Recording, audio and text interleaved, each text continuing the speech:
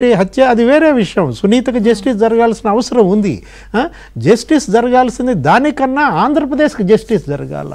ఆంధ్రప్రదేశ్కి గనక జస్టిస్ జరిగితే, ఏది రాష్ట్రం గనక గాడిలో పడితే ఆటోమేటిక్గా సునీతకు కూడా జస్టిస్ జరుగుతుంది, ఆటోమేటిక్గా షర్మిలకు కూడా జస్టిస్ జరుగుతుంది అనమాట. అంటే justice for Andhra Pradesh is the solution for justice for Viveka, justice for Sharmila.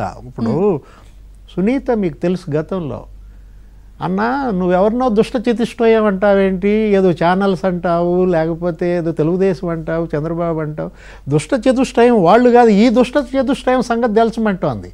ఇప్పుడు పాత్రధారులు దుష్ట చతుష్టయం ఎవరు? సునీల్ యాదవ్, ఉమాశంకర్ రెడ్డి, దస్తగిరి, వీళ్ళు ఒక దుష్ట చతుష్టయం. గంగిరెడ్డి A1. సూత్రధారులు ఇంకో దుష్ట చతుష్టయం ఎవరు? జగన్మోహన్ రెడ్డి, అవినాష్ రెడ్డి, భాస్కర్ రెడ్డి, అదృశ్య శక్తి.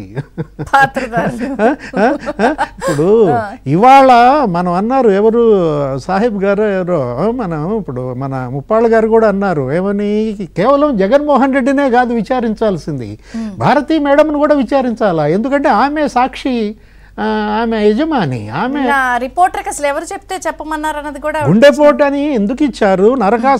నారాసుర రక్త చరిత్ర అని సాక్షిలో బ్యానర్ ఎందుకు రాశారు? అసలు ఆ సమయంలో ఫోన్ కాల్స్ అవినాష్ రెడ్డి నుంచి భారతీ మేడంకి వెళ్ళాయా, జగన్మోహన్ రెడ్డికి వెళ్ళాయా, వాళ్ళ పిఎలకు వెళ్ళాయా? చెప్పమంటోంది సునీత. ఏంటి మరదలే ఇవాళ ఛాలెంజ్ చేస్తోంది, మా వదిన్ని విచారించండి, భారతీ మేడంని విచారించాలా, జగన్మోహన్ రెడ్డిని విచారించాలా, అప్పుడు కానీ అసలు వాస్తవాలు బయటికి రావన్నమాట. ఎందుకని ఇప్పుడు ఆమె ఎవరు?